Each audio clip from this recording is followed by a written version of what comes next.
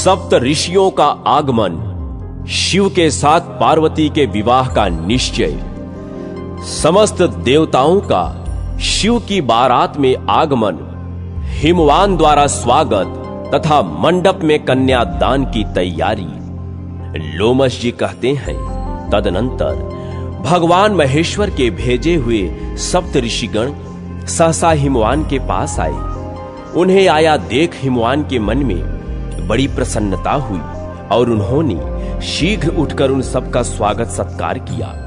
फिर मस्तक झुकाकर विनय पूर्वक पूछा, महर्षियों, आप लोग कैसे पधारे हैं?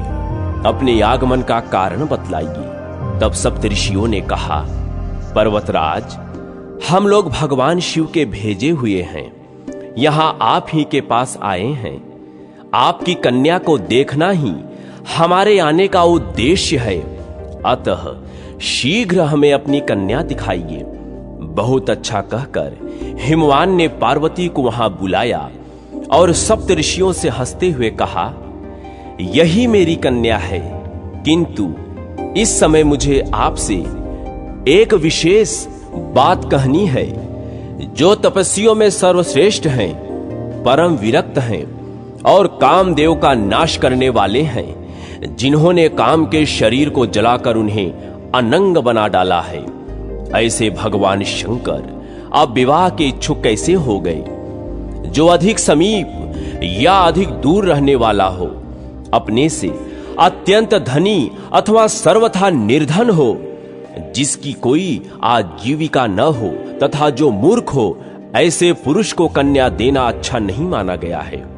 जो मूर्ख, विरक्त, स्वयं ही अपने को बड़ा मानने वाला, रोगी तथा प्रमादी हो, ऐसे पुरुष को कन्या नहीं देनी चाहिए। अतः मुनिवरों, आपके साथ भली भांति विचार करके ही मुझे महादेव जी को अपनी कन्या देनी चाहिए, यही मेरा उत्तम निश्चय है। तब महर्षियों ने कहा, जिन्होंने तीव्र तपस्या की है और उस तप के द्वारा भगवान शिव की आराधना की है, उन पार्वती देवी के ऊपर आज भगवान शिव बहुत प्रसन्न हैं। पर्वतराज, तुम्हें पार्वती और भगवान शिव की महिमा का थोड़ा भी ज्ञान नहीं है, अतः तुम हमारी बात मानो। अपनी पुत्री पार्वती को परमात्मा भगवान शिव की सेवा में दे दो।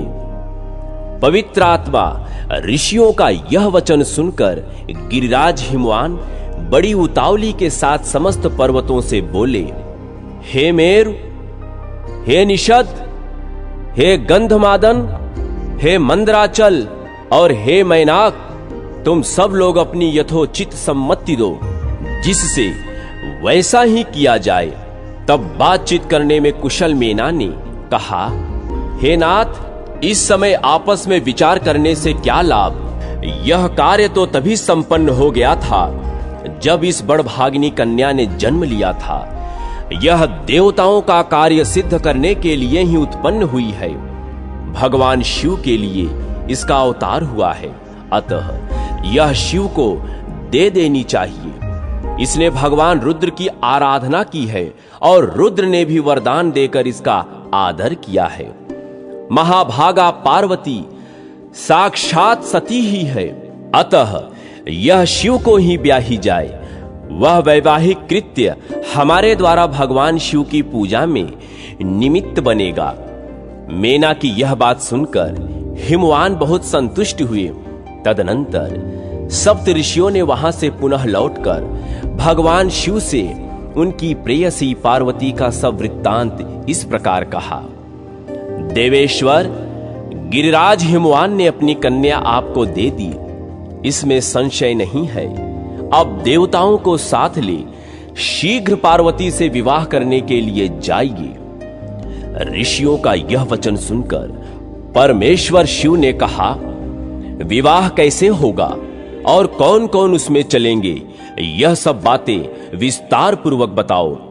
तब उन ऋषियों ने भगवान सदाशिव से हंसकर कहा, देव, भगवान विष्णु को बुलाना चाहिए, साथ ही ब्रह्मा, इंद्र, ऋषिगण, यक्ष, गंधर्व, नाग, सिद्ध, विद्याधर, किन्नर, अप्सरागण तथा अन्य लोगों को भी शीघ्र बुलाइए।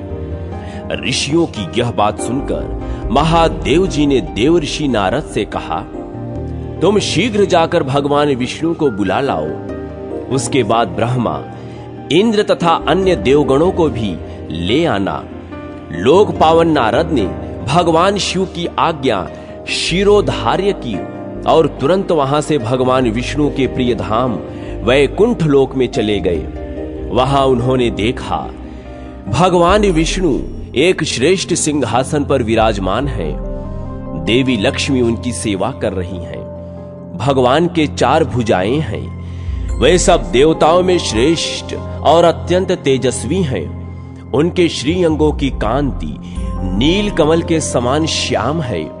कानों में बहुमूल्य रत्न जटित मनोहर कुंडल झलमला रहे हैं।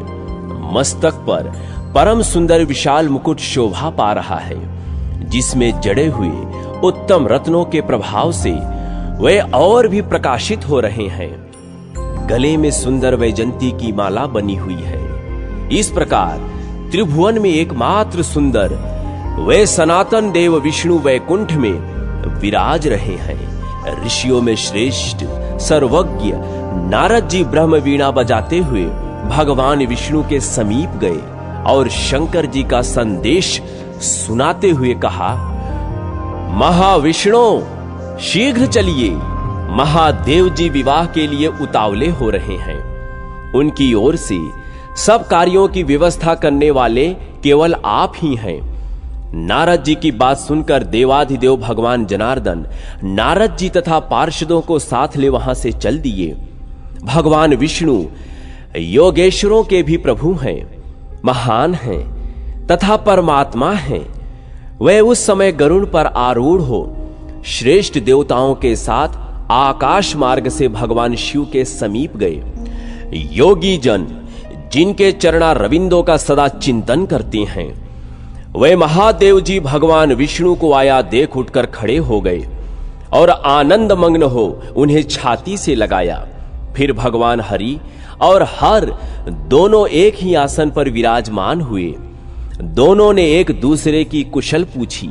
तत्पश्चात श्री महादेव जी बोले, विष्णु, पार्वती की तपस्या से मैं उसके वश में हो गया हूं और आज उसका पाणी ग्रहण करने के लिए हिमवान के घर चलना चाहता हूं। यह बातचीत हो ही रही थी कि ब्रह्मा जी भी इंद्र तथा संपूर्ण लोकपालों के साथ वहां आ पहुंचे।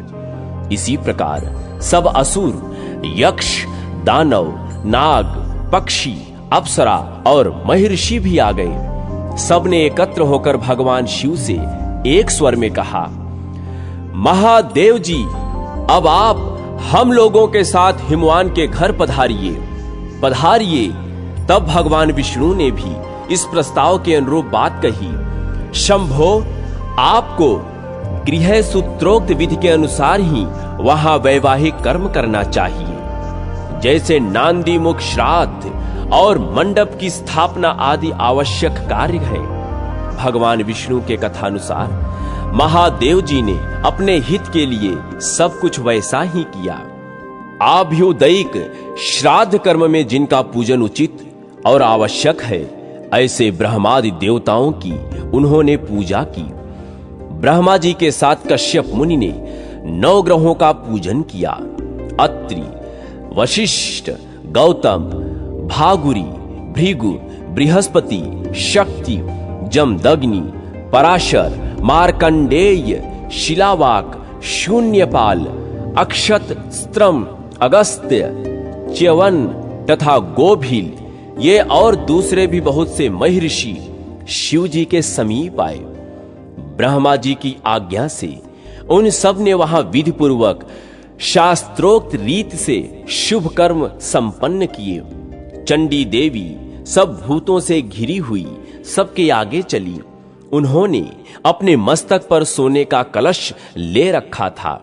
चंडी के पीछे भगवान शिव के गण थे और गणों के पीछे इंद्र आदि देवता, लोकपाल और ऋषि चल रहे थे। ऋषियों के पीछे भगवान विष्णु के महा तेजस्वी कुमुद आदि पार्षद थे, जो भगवान के असंख्य भावों को शीघ्र ही समझ लेने वाले तथा बड़े मनोहर थे। परम पुरुषार्थ प्रदान करने वाले तथा विश्व के एकमात्र बंधु परमात्मा भगवान श्री हरि शिव जी के साथ साथ चल रहे थे। तीनों लोकों के एकमात्र पालक भगवान विष्णु लक्ष्मी जी के साथ अपने वाहन गरुण जी की पीठ पर बैठे थे। बड़े बड़े मुनीश्वर अपने हाथ में सुंदर चंवर लिए हवा कर रहे थे। सर्वेश्वर श्री हरि उन सब के साथ बड़ी शोभा पा रहे थे। इसी प्रकार ब्रह्मा जी भी चारों वेदों, छहों वेदांगों, आगमों, इतिहासों और पुराणों के साथ अपने वाहन हंस पर विराजमान थे। ब्रह्मा, विष्णु, देवेश्वर गण तथा ऋषि वृंद से घिरे भगवान शिव अपने वाहन वृषभ पर आरूढ़ होकर चल रहे थे। वे संपूर्ण देवता योगेश्वरों के लिए भी दुर्लभ तथा अगम्य है। वेद देवता, सिद्ध और महर्षिगण जिसे धर्म कहते हैं, उसी धर्म स्वरूप धर्मवत्सल वृषभ पर महादेव जी आरूढ़ थे। मातृकाएं उन्हें सब ओर से घेर कर अपनी मधुर वाणी द्वारा भगवान शिव के लिए मंगलाचार करती थीं। इस प्रकार भगवान महेश्वर संपूर्ण देव दानवों के साथ सब प्रकार से अलंकृत हो नारियों में श्रेष्ठ पार्वती जी का पाणी ग्रहण करने के लिए गिरिराज हिमवान के घर गए। उधर गिरिराज हिमालय भी बड़ी प्रसन्नता के साथ अपनी पुत्री के लिए उसी प्रकार सब मंगलाचार करा रहे थे। उन्होंने गर्ग जी को पुरोहित बनाकर महान वैभव के द्वारा मांगलिक भूमि निर्माण कराई। विश्वकर्मा को बुलाकर उनके द्वारा बड़े आदर के साथ अत्यंत विस्तृत मंडप तैयार कराया, जो बहुत सी वेदियों के कारण अतिशय मनोहर जान पड़ता था। वह मंडप अनेक प्रकार के गुणों से तथा भांति भांति के आश्चर्य भरे दृश्यों से सुशोभित था। उसका विस्तार हजारों योजन का था। वह अपनी दिव्य निर्माण कला से देवताओं का भी मन मोह लेता था। तदनंतर इंद्र आदि सब देवता नारद जी को आगे करके हिमवान के परम अद्भुत भवन में एक साथ गए। उसे विश्वकर्मा ने विचित्र ढंग से बनाया था। वहां अनेक प्रकार की आश्चर्य भरी बातें देखने में आती थी। वह यज्ञ मंडप अत्यंत पवित्र और उत्तम था। बहुत लोगों ने सर्वश्रेष्ठ बताकर उसकी प्रशंसा की थी। उसकी कारीगरी अद्भुत थी। वह मन और बुद्धि के लिए अतर्क था। बुद्धिमान विश्वकर्मा ने इस प्रकार विचित्र यज्ञ मंडप की रचना की थी। वे संपूर्ण देवेश्वर ऋषियों के साथ उस मंडप में प्रवेश करना ही चाहते थे। तब तक हिमवान की दृष्टि उनके ऊपर पड़ी। हिमवान ने आगे बढ़कर उनका स्वागत किया और उन सब के ठहरने के लिए बड़े मनोहर गृह प्रदान किए। गंधर्व, सिद्ध, प्रमथ, यक्ष, देव, नाग तथा अप्सराएं, इनमें जो जहां सुखपूर्वक रह सके उन्हें वही विश्राम स्थान हिमालय ने दे दिया। हिमवान से सम्मानित होकर सब देवताओं ने अपने परिवार और वाहनों सहित उस मंडप में आनंद पूर्वक निवास किया। विश्वकर्मा ने उसमें बहुत विस्तृत अवकाश बना रखा था। ब्रह्मा जी के निवास के लिए अत्यंत प्रकाशमान स्थान बना रखा था। उसी प्रकार भगवान विष्णु के लिए दूसरा भवन बना रखा था, जो अत्यंत विचित्र और बहुत ही प्रकाशमान था। विश्वकर्मा ने उसे अपने हाथों सवार कर अत्यंत मनोहर बना रखा था। इसी प्रकार चंडी गृह भी उन्होंने बड़ा सुंदर बनाया था। उसके अतिरिक्त विश्वकर्मा ने जो एक अत्यंत विचित्र, परम मनोहर, महान, मंगलमय, श्रेष्ठ देवता द्वारा प्रशंसित कैलाश के समान अतिशय प्रभापूर्ण तथा अत्यंत शोभायमान भवन बना रखा था, उसी में हिमवान ने महान वैभव के साथ भगवान शिव को ठहराया। इसी समय मेना देवी अपनी सखियों तथा ऋषि मुनियों के साथ भगवान शिव की आरती उतारने के लिए आई। उस समय जो बाजे बज रहे थे, उनके शब्द से तीनों लोग गूंज उठे। मेना ने तपस्वी शिव की अपने हाथों आरती उतारी। वह बड़ी सती साध्वी थी। जामाता को देखकर उन्हें पार्वती की कही हुई सब बातें स्मरण हो आई और वह विस्मय विमुग्ध हो उठी। मेना मन ही मन कहने लगी, अहो, पार्वती ने पहले मेरे समीप जो कुछ कहा था उससे कहीं अधिक सौंदर्य इस समय मैं महादेव जी के अंगों में देख रही हूं। यह सौंदर्य तो अनिर्वचनीय है।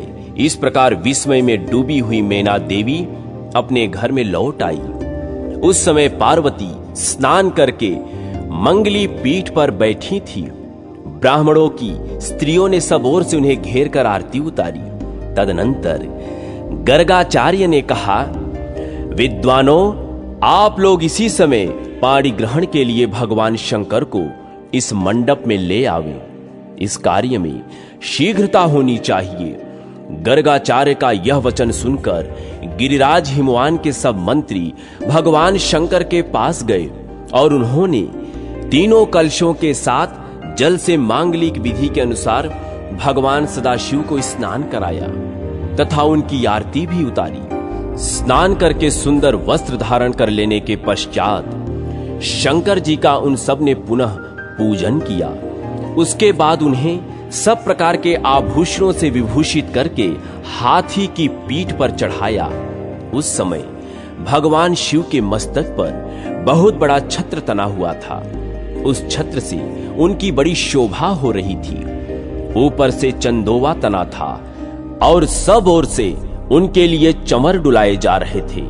ब्रह्मा, विष्णु, इंद्र तथा सब लोकपाल वर के आगे आगे चलते उत्कृष्ट शोभा से संपन्न दिखाई दे रहे थे।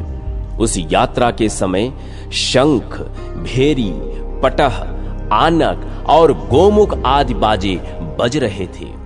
संपूर्ण गायक उत्तम मांगलिक गीत गा रहे थे। अरुंधति, अनुसुईया, सावित्री तथा मातृकाओं से घिरी हुई लक्ष्मी जी भी उस शोभा यात्रा में सम्मिलित थी। इन सब के साथ जगत के एकमात्र बंधु भगवान शिव अपने उत्तम तेज से सुशोभित हो रहे थे। चंद्रमा, सूर्य, अग्नि, वायु, श्रेष्ठ, लोकपाल तथा महर्षि गण भी उनके साथ थे। साक्षात वायुदेव पंखा कर रहे थे। चंद्रमा ने उनके सिर पर छत्र लगा रखा था। सूर्य आगे रहकर अपने तेज से तप रहे थे। देवराज इंद्र हाथ में बेंत की छड़ी लेकर छड़ीदार का काम करते थे। इसी प्रकार देवता और पर्वत भगवान शिव के आगे चलते हुए बड़ी शोभा पा रहे थे।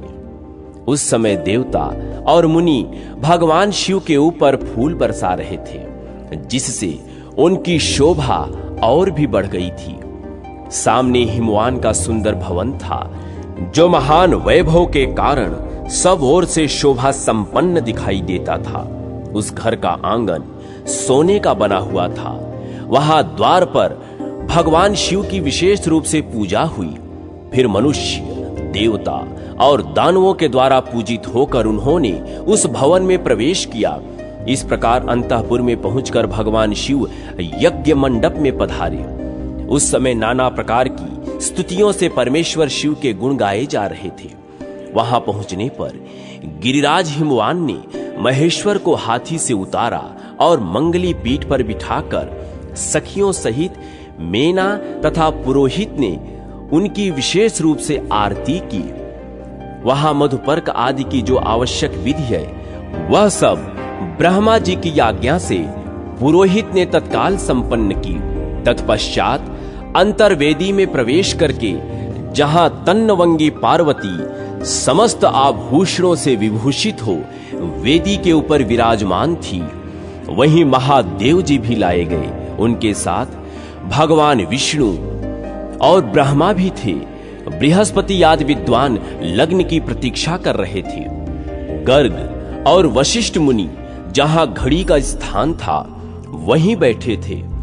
जो ही घड़ी पूरी हुई, गर्गाचार्य ने ओमकार का उच्चारण करके हाथ जोड़कर निवेदन किया, अब मंगलमय पुण्य मुहूर्त आ गया।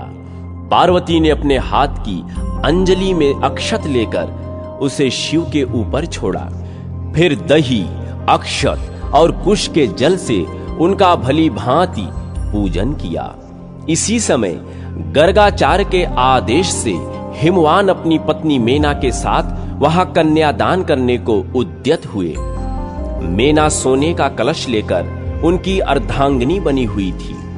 परम सौभाग्यवती मेना समस्त आभरणों से विभूषित होकर हिमवान के साथ बैठी थी। उस समय हिमवान ने सबको वर देने वाले भगवान विश्वनाथ से कहा, आज मैं ब्रह्मा जी तथा भगवान विष्णु का संग पाकर अपने पुरोहित परम महात्मा गर्ग जी के साथ बैठकर देवादिदेव भगवान शंकर को कन्यादान करता हूं। विप्रवर, इस समय कन्यादान के लिए उत्तम बेला आ गई है, इसमें आप संकल्प पढ़ें। बहुत अच्छा कहकर वहां आए हुए सब श्रेष्ठ ब्राह्मणों ने हिमवान की बात स्वीकार की। वे सभी शुभ समय के ज्ञाता थे। उन्होंने तिथि, मास, नक्षत्र आदि का यथावत उच्चारण किया था। फिर हिमवान भगवान शंकर से इस प्रकार बोले। हिमवान ने कहा, तात, महाभाग, आप अपने गोत्र का नाम बतावें और अपने कुल का विशेष रूप से परिचय दें। भगवान शंकर के मुखारविंद से इस प्रश्न का कोई उत्तर नहीं मिला। उस समय नारद जी बहुत हंसे और अपनी वीणा बजाने लगे। यह देख बुद्धिमान हिमवान ने उन्हें मना करते हुए कहा, प्रभु, आप वीणा न बजाइए। पर्वत के ऐसा कहने पर नारद जी बोले, गिरिराज, तुमने साक्षात शिव जी से उनका गोत्र बताने के लिए कहा है, परंतु इनका गोत्र और कुल तो नाद ही है। भगवान शंकर न तो किसी कुल में उत्पन्न हुए और न किसी विशेष कुल से संबंध ही है। ये गोत्रों के भी परम गति हैं। महादेव जी नाद में प्रतिष्ठित हैं और नाद उनमें प्रतिष्ठित है। अतः भगवान शिव नादमय हैं और नाद से ही उपलब्ध होते हैं। परम तप यही भाव व्यक्त करने के लिए मैंने इस समय वीणा बजाई है। इनके गोत्र और कुल का नाम ब्रह्मा आदि देवता भी नहीं जानते, फिर दूसरों की तो बात ही क्या। भगवान शिव का कोई रूप नहीं है, इसलिए किसी कुल में उत्पन्न न होने के कारण ये अकुलीन कहलाते हैं। गिरिश्रेष्ठ, इसलिए तुम्हारे ये जामाता गोत्र रहित हैं। राजन, मेरे बहुत कहने से क्या लाभ। इनके अंश मात्र से मोहित होकर ये ऋषि लोग भी इनके स्वरूप को यथावत रूप से नहीं जानती। यह कन्या कौन है, इस बात को अभी तुम ठीक ठीक नहीं जानते। शिव और पार्वती, इन दोनों से ही संपूर्ण विश्व की उत्पत्ति होती है तथा इन्हीं दोनों के आधार पर यह टिका हुआ है। महात्मा नारद का यह वचन सुनकर हिमवान आदि समस्त पर्वत, इंद्र आदि सब देवता विस्मित होकर उन्हें साधुवाद देने लगे। भगवान महेश्वर की गंभीरता को जानकर वहां आए हुए सब विद्वान आश्चर्यचकित हो परस्पर कहने लगे, जिनकी आज्ञा से ब्रह्मा जी के द्वारा इस संपूर्ण विशाल विश्व की सृष्टि हुई है, जिनसे अभिन्न होने के कारण यह समस्त जगत परात्पर रूप तथा आत्मबोध स्वरूप है, स्वतंत्र परमेश्वर रूप से जानने योग्य है। वे भगवान शिव ही अपने त्रिभुवन में स्वरूप से युक्त होकर सर्वत्र विराज रहे हैं।